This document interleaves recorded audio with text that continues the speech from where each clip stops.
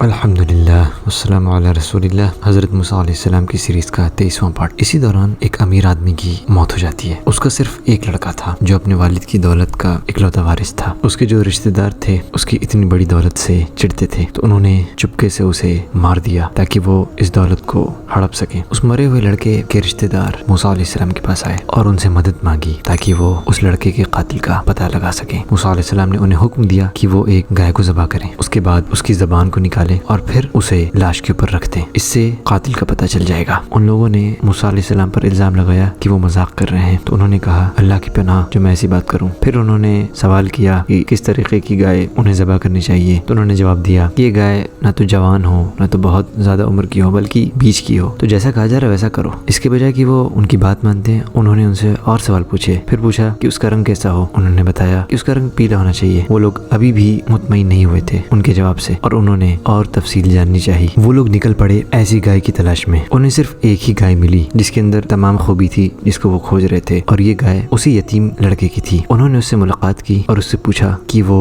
اس گائے کو کتنے میں بیچے گا۔ اس نے کہا کہ وہ پہلے اپنی امی سے بات کرے گا۔ تو وہ لوگ اس کے ساتھ اس کے گھر تک گئے اور اس کی ماں کو 3 سونے کے سکے دینے چاہے۔ انہوں نے اس کا انکار کر دیا اور کہا یہ گائے تو اس سے بہت زیادہ کی ہے۔ وہ اپنا دام بڑھاتے رہتے اور اس لڑکے کی ماں منع کرتی رہتی۔ اس کے بعد ان لوگوں نے اس لڑکے سے التجا کی کہ وہ اپنی امی سے کہے کہ وہ بات کو سمجھیں، تو اس نے کہا میں اس گائے کو اپنی امی کی اجازت کے بنا بالکل نہیں بیچوں گا، حتیٰ کہ تم لوگ اس کے وزن کے برابر سونا کیوں نہ دے دو۔ یہ سننے کے بعد اس لڑکے کی ماں مسکرائی اور کہا چلو ٹھیک ہے، یہی اس کا دام ہے، یعنی کہ اس کے وزن کے برابر سونا۔ ان لوگوں کو سمجھ میں آ گیا کہ اس گائے کے علاوہ اور کسی گائے سے کام تو چلے گا نہیں، تو انہیں اس کا دام دینا تھا۔ وہ اس گائے کو خریدنے کے لیے تیار ہو گئے اور اس گائے کے وزن کے برابر انہوں نے سونا دیا۔ اس قصے کا قرآن میں ذکر ہوا ہے جس کا ترجمہ ہے، اور جب موسیٰ نے اپنی قوم سے کہا بے شک اللہ تمہیں حکم دیتا ہے کہ تم ایک گائے ذبح کرو، انہوں نے کہا کیا تو ہم سے مذاق کرتا ہے؟ موسیٰ نے کہا میں اس سے اللہ کی پناہ مانگتا ہوں کہ میں جاہلوں میں سے ہو جاؤں۔ انہوں نے کہا تو ہمارے لیے اپنے رب سے دعا کر کہ وہ ہمارے لیے بیان کرے کہ وہ گائے کیسی ہو۔ موسیٰ نے کہا بے شک اللہ کہتا ہے کہ وہ گائے بوڑھی ہو نہ بچیا، ان کے درمیان اور عمر کی ہو، چنانچہ تم کرو جو تمہیں حکم دیا جاتا ہے۔ انہوں نے کہا تو ہمارے لیے اپنے رب سے دعا کر کہ وہ ہمارے لیے بیان کرے کہ اس کا رنگ کیسا ہو۔ موسیٰ نے کہا اللہ فرماتا ہے بے شک وہ گائے زرد رنگ کی ہو، اس کا رنگ خوب گہرا ہو، دیکھنے والوں کو خوش کر دے۔ انہوں نے کہا ہمارے لیے اپنے رب سے دعا کر وہ ہمارے لیے مزید بیان کرے کہ وہ گائے کس قسم کی ہو۔ بے شک گائے ہم پر مشتبہ ہو گئی ہیں اور یقیناً اگر اللہ نے چاہا تو ہم ضرور راہ پا لیں گے۔ موسیٰ نے کہا بے شک اللہ فرماتا ہے کہ وہ گائے مشقت کرنے والی نہ ہو، کہ زمین میں ہل چلاتی ہو اور نہ کھیتی کو پانی دیتی ہو، بے عیب ہو، اس میں کوئی داغ دھبا نہ ہو۔ انہوں نے کہا اب تو حق لایا ہے۔ پھر انہوں نے اسے ذبح کیا اور لگتے نہیں تھے کہ وہ یہ کام کریں گے، اور جب تم نے ایک شخص کو قتل کر دیا تھا پھر تم نے اس کے بارے میں جھگڑا کیا اور اللہ اسے ظاہر کرنے والا تھا جسے تم چھپاتے تھے، چنانچہ ہم نے کہا تم اس گائے کے گوشت کا ایک ٹکڑا اس مردے کو مارو، اللہ اسی طرح مردوں کو زندہ کرے گا اور وہ تمہیں دکھاتا ہے اپنی قدرت کی نشانیاں تاکہ تم سمجھو۔ پھر اس کے بعد تمہارے دل سخت ہو گئے، چنانچہ وہ پتھروں کے مانند ہیں یا ان سے بھی زیادہ سخت، اور بے شک کچھ پتھر وہ ہیں کہ ان سے نہریں پھوٹتی ہیں، اور بے شک ان میں سے کچھ وہ ہیں کہ پھٹ پڑتے ہیں پھر ان سے پانی نکلتا ہے، اور بے شک ان میں سے کچھ وہ ہیں کہ اللہ کے ڈر سے گر پڑتے ہیں اور اللہ اسے غافل نہیں جو تم عمل کرتے ہو۔ آج کا یہ پارٹ یہیں ختم ہوتا ہے، انشاءاللہ